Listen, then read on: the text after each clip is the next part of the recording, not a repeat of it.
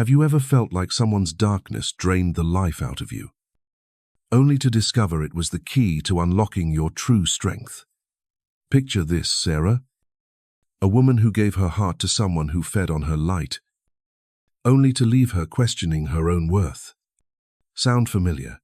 If you've ever been caught in the web of a narcissist, this video is for you. Through the lens of Carl Jung's profound wisdom, we're diving into the transformative journey of the empath, who you become after surviving the narcissist's darkness. In the next 40 minutes, you'll uncover 5 powerful traits of the empath reborn, practical steps to reclaim your power, and how to turn pain into purpose. Stay with us until the end to discover how you're not just surviving, you're becoming the alchemist of your own soul. Let's begin. What if the people who hurt you the most were drawn to you for a reason buried deep in the unconscious? Welcome to the first chapter of our journey, where we unravel the magnetic dance between the empath and the narcissist, a dance Carl Jung would call a clash of archetypes.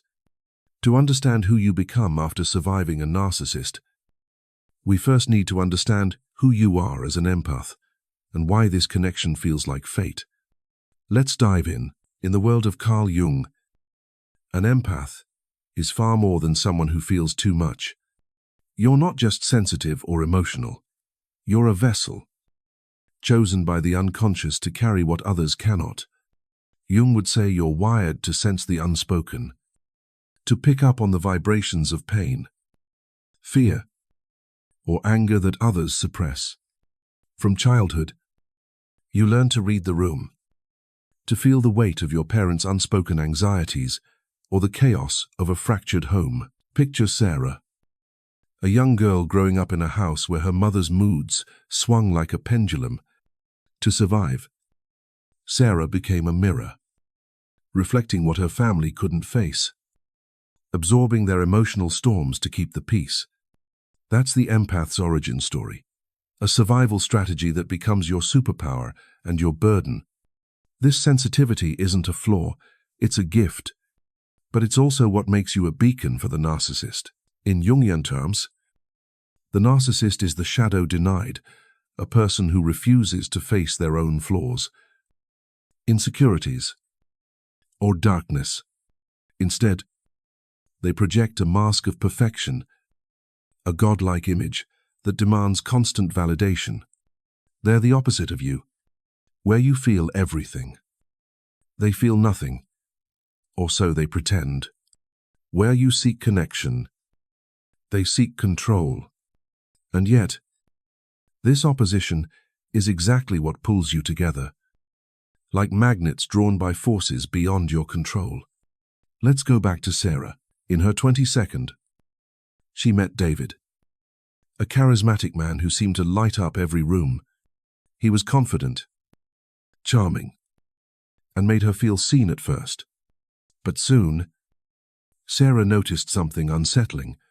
David needed her to prop up his ego, to affirm his brilliance, to absorb his rage when the world didn't bow to his will.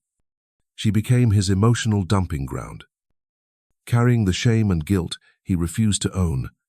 This wasn't love, it was a transaction, and Sarah, like so many empaths, didn't see it until she was drowning in his darkness. Jung would call this dynamic an archetypal dance, a cosmic interplay of light and shadow. The empath and the narcissist are bound by the unconscious, each playing a role in a drama older than time. The narcissist projects their shadow, their unacknowledged flaws onto you, and you, with your porous heart, take it in. You absorb their anger, their insecurity, their emptiness, believing it's your job to fix it. But here's the truth.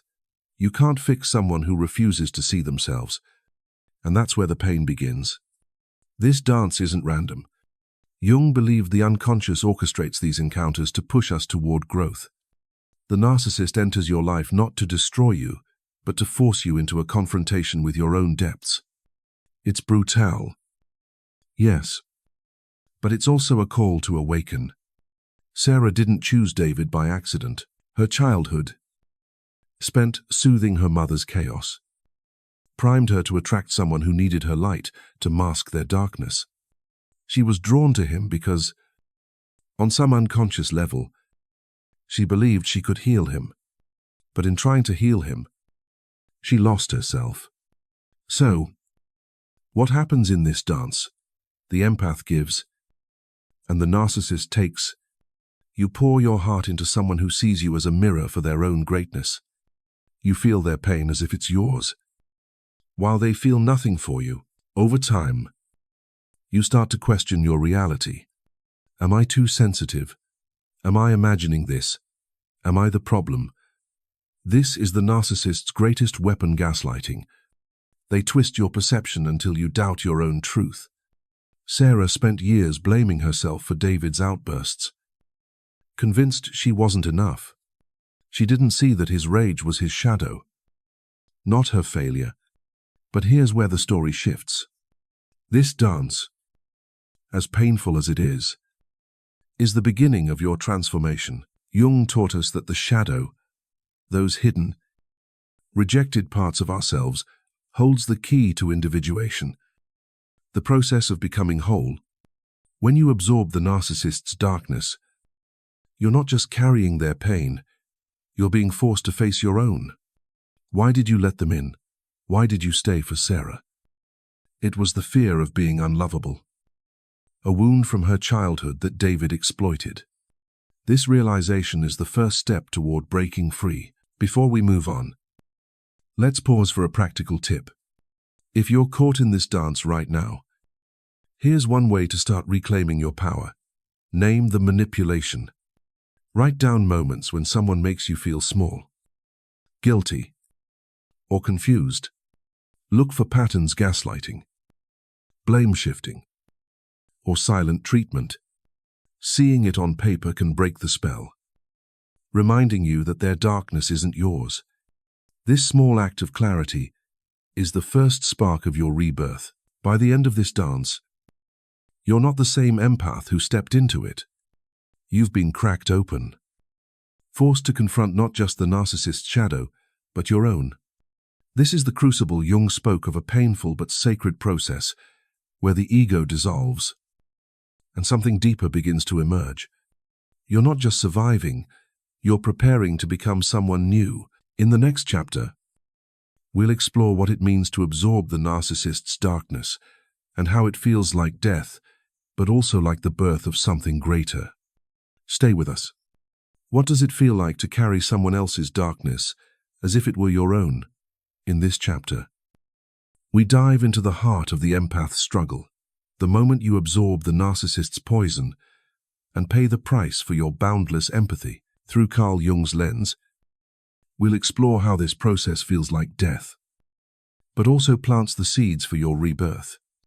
Let's continue Sarah's story and uncover the cost of being the empath in a narcissist's world. When you're an empath, your heart is like a sponge, soaking up the emotions around you. But when a narcissist enters your life, that sponge doesn't just absorb love or joy, it takes in their shame, their rage, their emptiness. Jung called this the projection of the shadow, the dark, unacknowledged parts of the psyche that the narcissist refuses to face. Instead of owning their flaws, they dump them onto you. And you, with your open heart, carry it all. This is where the empath's gift becomes a curse. You feel their pain as if it's yours, but they give nothing back, only demands, manipulation, and a hunger that never ends. For Sarah, this was the reality of her relationship with David. At first, she thought she could fix him. His charm made her believe he needed her, that her love could heal his wounds. But soon, she was drowning in his darkness. David would lash out, blaming her for his failures, his bad days at work, his fights with friends, even his own insecurities. "You're too sensitive," he'd say when she cried. "You're making this about you." Sarah started to believe him. She felt guilty for his anger, ashamed for not being enough. and confused about who she even was anymore. This is the narcissist's trap. They twist reality until you question your own sanity. Jung would call this a descent into the Negrado, the blackening phase of alchemy, where the ego dissolves, and everything you thought you knew about yourself crumbles. This absorption of the narcissist's darkness isn't just emotional, it's a psychic assault. You take in their projected guilt, their shame, their rage, like poison seeping into your bloodstream. Over time, it erodes your sense of self. You might wake up one day and not recognize the person in the mirror. Sarah did. She stopped writing, stopped laughing, stopped dreaming. She became a shell, existing only to soothe David's endless needs. Her friends noticed she was withdrawing, but she couldn't explain why. She felt like she was disappearing, trapped in a hall of mirrors, where David's version of reality was the only one that mattered. This is what Jung meant by the shadow's power. It can swallow your light if you let it. But here's where the narcissist's trap starts to crack. The very act of absorbing their darkness forces you to confront your own. Why do you keep giving? Why do you feel responsible for their pain? For Sarah, it was a wound from childhood. Her mother's unpredictable moods taught her that love meant sacrificing herself to keep others happy. David exploited that wound, feeding on her need to be needed. Jung would say, this is no accident. The unconscious draws you to these relationships to expose your own shadow, the parts of you that crave validation, fear abandonment, or believe you're only worthy when you're saving someone else. This realization is painful, but it's also the first spark of awakening. Let's pause for a practical step to help you break free from this darkness. If you're feeling lost in someone else's shadow, try this. Create a truth anchor. Take a notebook and write down one truth about yourself every day. Something the narcissist's manipulation can't touch. It could be as simple as I am kind, I deserve respect, or my feelings matter. Read it out loud. Let it sink in. This small act reminds you of who you are, separate from their projections. For Sarah, writing I am enough was the first step to remembering herself. It didn't fix everything, but it was a lifeline, pulling her back from the edge. This descent into darkness feels like death because, in a way, it is the old you, the empath who gave without boundaries, who believed love could fix anything, is dying. But Jung taught us that every death in the psyche is also a preparation for rebirth. The Negrado isn't just destruction, it's the breaking down of what no longer serves you. Sarah hit rock bottom when David blamed her for his latest failure, screaming that she was the reason his life was falling apart. That night, she sat alone, tears streaming, and something shifted. She realized she couldn't save him, not because she wasn't enough, but because he didn't want to be saved. That moment of clarity was her first step out of the darkness. This is the paradox of the empath's journey.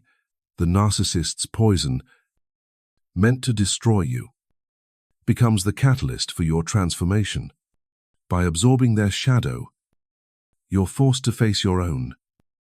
And in that confrontation, you begin to reclaim your power. You're not just a victim. You're a warrior in the making, stepping into what Jung called the path of individuation. This path isn't easy. It's raw, messy, and painful, but it's where you start to become someone new. Before we move to the next chapter, let's reflect on Sarah's story. After years of carrying David's darkness, she began to see the truth. His rage wasn't her fault. His emptiness wasn't her responsibility. That realization didn't erase the pain, but it lit a spark.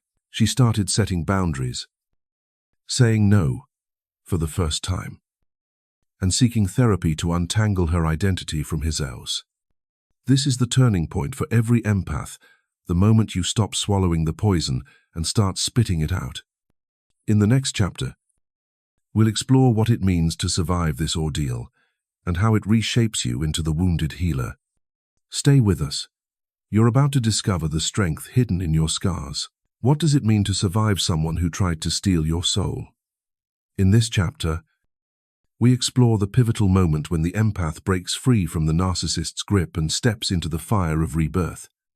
Through Carl Jung's lens, this is more than survival. It's the beginning of becoming the wounded healer, a figure who transforms pain into power.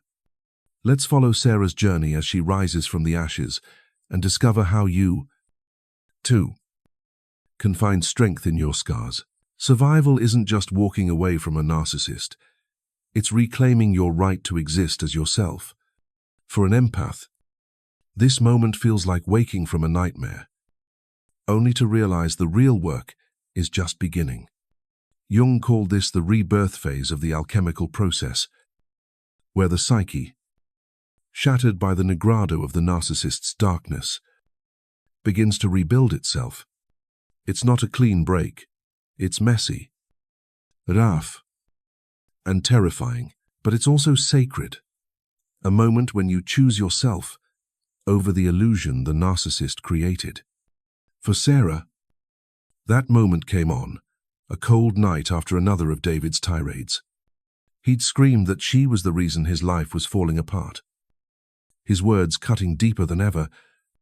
But this time, something was different. As she sat alone, staring at the walls of her apartment, a quiet voice inside her whispered, "This isn't your fault." For the first time, she believed it. She saw David's rage for what it was, his shadow, not her failure. That realization was like a crack in the dam, letting a flood of clarity rush through. She couldn't save him, and she didn't have to. That night, Sarah made a choice.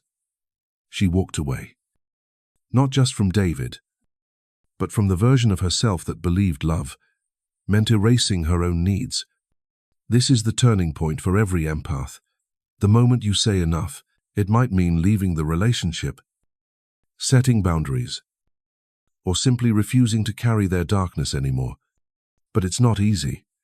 The narcissist thrives on keeping you hooked, using guilt, charm, or manipulation to pull you back.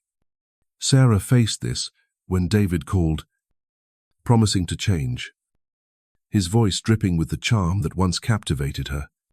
But she held firm, bolstered by a newfound strength.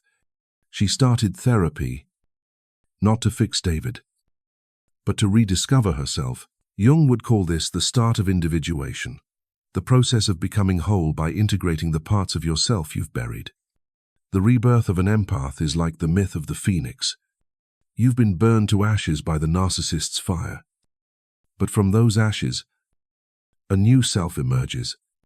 This new self isn't the naive empath who gave without limits. It's someone fiercer, wiser, with a light that's no longer unguarded. Sarah began to notice changes in herself. She started saying no without guilt, reclaiming time for her passions, writing poetry, painting, things David had dismissed as pointless. She set boundaries, refusing to let others drain her energy. In therapy, she explored the wounds that made her vulnerable to David, her fear of being unlovable, rooted in her childhood. By facing those wounds, she began to heal, not just from David, but from a lifetime of carrying others' shadows. Jung's concept of the wounded healer is key here. The empath who survives doesn't just recover, they become a beacon for others. Your pain, once a burden, becomes a source of wisdom. Sarah found herself helping friends spot red flags in their own relationships, not by preaching, but by sharing her story, her presence calm, grounded. Authentic became a mirror for others to see their own strength.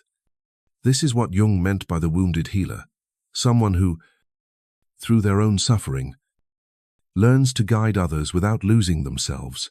Let's pause for a practical tip to help you step into this rebirth. If you're ready to break free, Try this. Set one small boundary.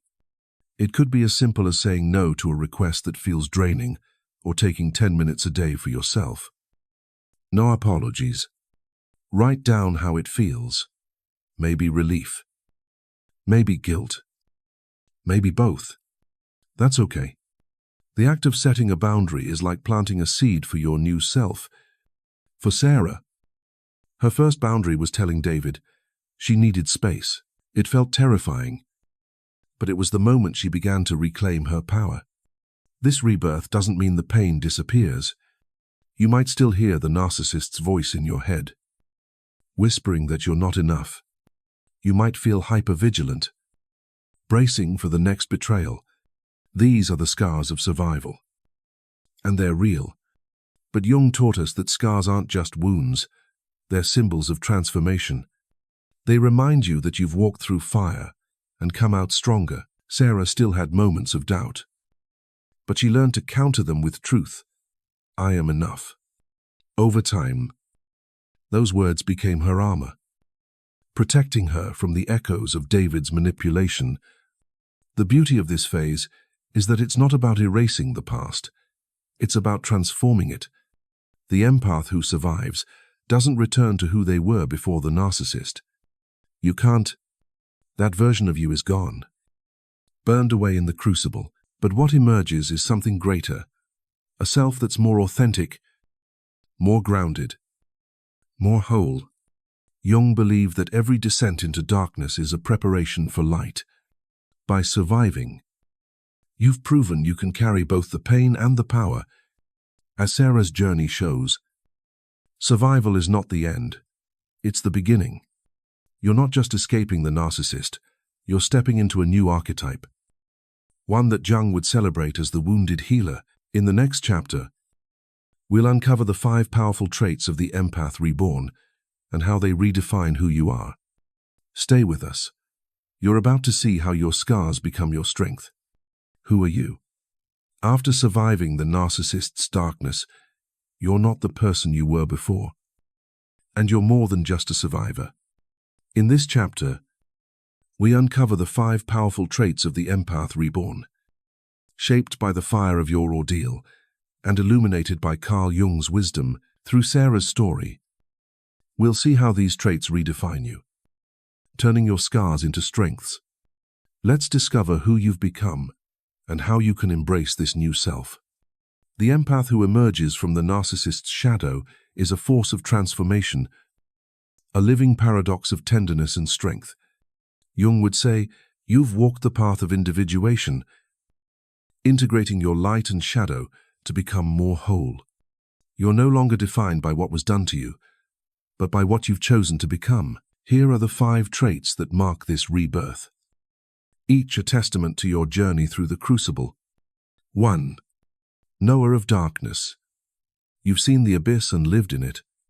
The narcissist's manipulation, gaslighting, blame shifting. Silent treatment is no longer a mystery.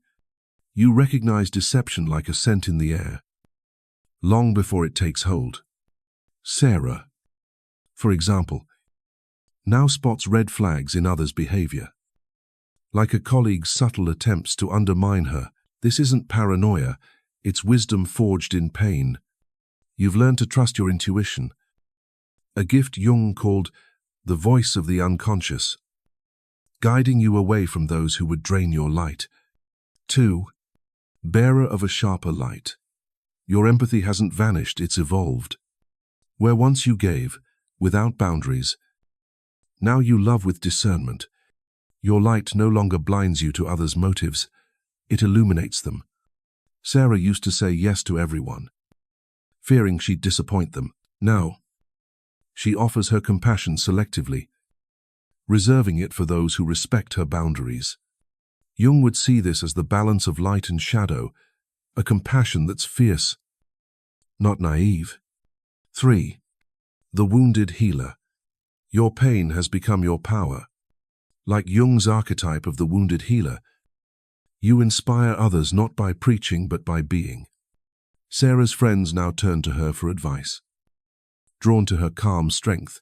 When she shares how she survived David, She doesn't just tell a story, she offers a map for others to find their way out of darkness. Your presence, scarred but radiant, becomes a mirror for others to see their own resilience. 4. Seer of archetypes. You've developed a sixth sense for the patterns beneath human behavior. Jung's concept of archetypes, the universal roles we play, comes alive in you. You see the narcissist's mask, the hero's courage, the victim's struggle, not just in others but in yourself. Sarah now notices when someone's charm feels like manipulation, or when her own fear of abandonment tries to pull her back into old patterns. This awareness lets you navigate relationships with clarity, choosing connections that honor your growth. 5. The whole self. You've integrated your light and shadow, becoming what Jung called the individuated self. You're no longer just an empath or a victim, you're a paradox. Both tender and fierce, vulnerable and unbreakable. Sarah's journey led her to a life where she writes poetry, builds authentic friendships, and trusts her own voice. She's not perfect, but she's whole, carrying her scars as badges of her transformation. This wholeness is your ultimate gift, the freedom to be yourself without apology. Let's ground this in Sarah's story. After leaving David, she spent months rebuilding herself. Therapy helped her see how her childhood fear of being unlovable made her vulnerable to his manipulation. She started small writing in a journal, saying no to draining requests, reconnecting with her love for art. Over time, these acts wove together a new identity. She began mentoring others, not as a savior, but as someone who'd walked the same path. Her friends noticed a change where once she shrank to please others, now she stood tall, her presence both gentle and unyielding. Here's a practical tip to embrace these traits. Practice self-ownership. Each day, ask yourself, what do I want today? It could be rest, a walk, or time to create. Act on it, even if it's small. This simple question shifts you from living for others to living for yourself. Sarah started by setting aside 15 minutes a day to write poetry, a rebellion against David's dismissal of her passions. It felt selfish at first, but it was the key to reclaiming her voice. These traits don't mean you're invincible. You'll still feel the sting of old wounds the narcissist's voice might echo, telling you you're not enough. But now, you have tools to fight back. When Sarah hears David's words in her mind, she writes, "I am whole," and reads it aloud. That act of defiance, rooted in her new self, silences the echo. Jung would say, this is the alchemy of the psyche, turning the lead of pain into the gold of wisdom. The empath reborn is a force of nature, not because you're flawless, but because you've faced the darkness and chosen to shine anyway. You're not just surviving, you're thriving, embodying what Jung called the self, the archetype of wholeness.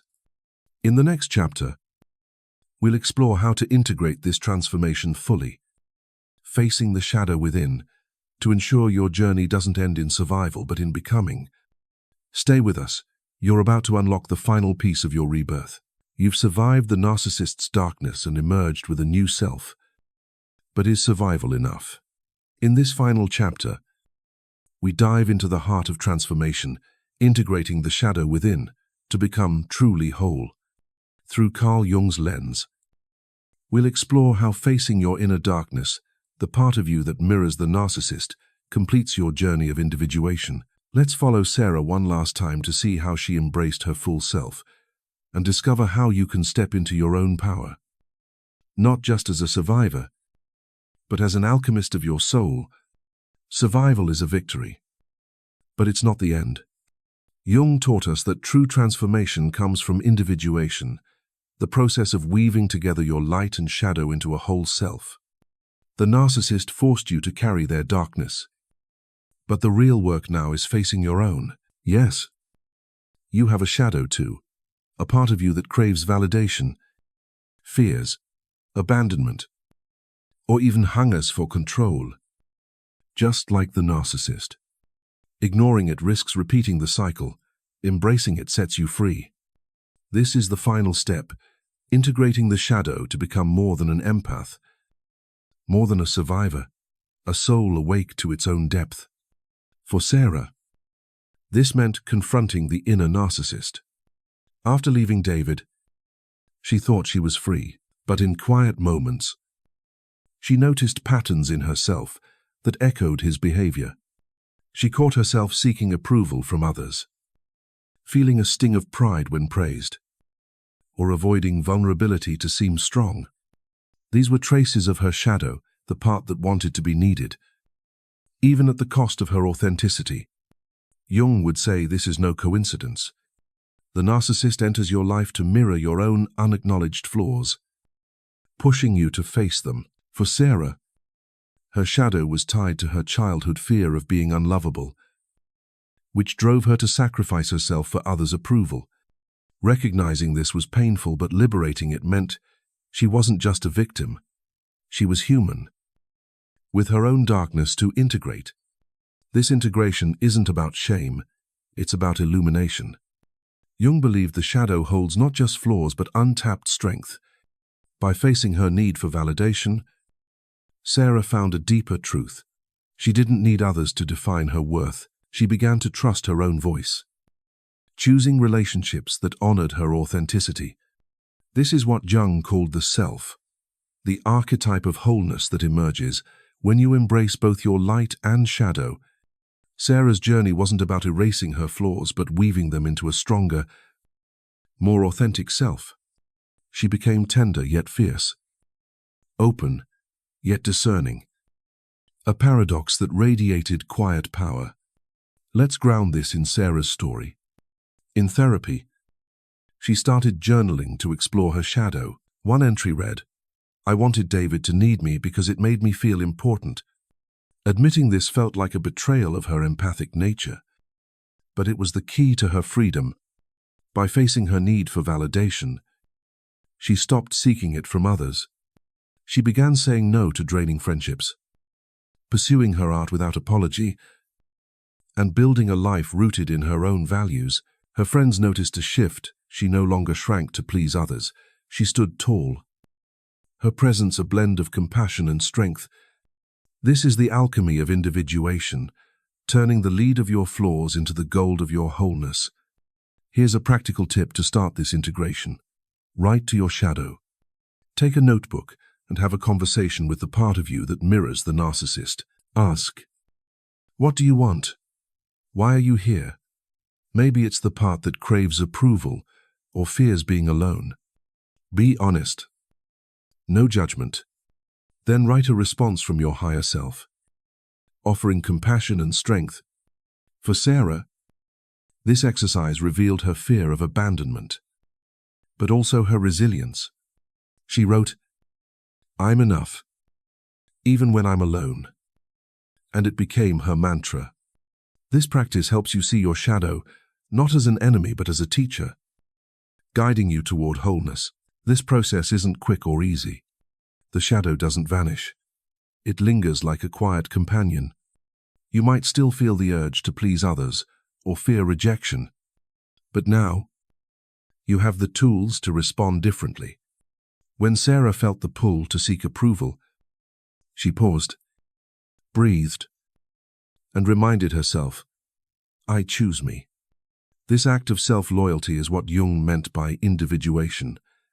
It's not about perfection but about authenticity. You're not erasing your flaws, you're learning to live with them, to let them inform your strength rather than define your weakness. The empath who integrates their shadow becomes a force of transformation, not just for themselves, but for others. You embody what Jung called the self, a balance of light and shadow, compassion and discernment. Sarah found herself mentoring others, not by fixing them, but by sharing her journey. Her authenticity inspired friends to question their own toxic relationships, to seek their own truth. This is your destiny as an empath, reborn to shine a light that doesn't just comfort, but challenges others to face their own shadows. Before we close, let's reflect on the bigger picture. The narcissist was a brutal teacher, but their darkness served a purpose. It forced you into the depths of your psyche, where you discovered your strength. Jung would say this was the unconscious at work, orchestrating a trial to awaken you. By surviving and integrating, you've become more than an empath. You're an alchemist, turning pain into wisdom, darkness into light. Your scars aren't just reminders of what you endured, they're proof of what you've become. In our final chapter, we'll wrap up with a powerful call to embrace your journey and step fully into your role as a transformed soul. Stay with us. You're about to see how your story can inspire the world. You've walked through the darkness, faced the narcissist's shadow, and emerged, not just as a survivor, but as a soul transformed. This journey from the empath who carried another's poison to the alchemist who turns pain into wisdom is nothing short of a miracle. Carl Jung would call it individuation, the sacred process of becoming whole, where your scars don't define you but illuminate your strength. You're not just an empath anymore. You're a wounded healer, a beacon of light, forged in the fire of your trials, a living testament that even the deepest wounds can birth a radiant self. Look at Sarah one last time. She's no longer the woman who shrank to please others. She's a poet, a friend, a guide, someone who shines with authenticity, whose presence inspires others to find their own truth. That's who you can be. Every step you've taken, every boundary set, every truth reclaimed has brought you here, to this moment of awakening. Your story isn't just yours, it's a gift to the world, a reminder that transformation is possible, no matter how deep the darkness. So, what's next?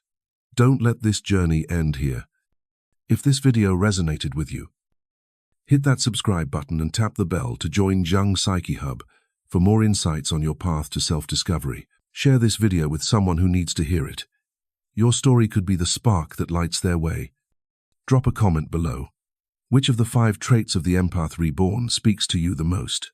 Are you the knower of darkness, the bearer of a sharper light, or something else entirely? And don't forget to like this video. It helps us reach more souls searching for their own transformation. You are not defined by what tried to break you. You are defined by what you've become. A soul awake, a light that shines through the cracks. Keep walking your path. The world needs your fire. Thank you for joining us on this journey. We'll see you in the next one.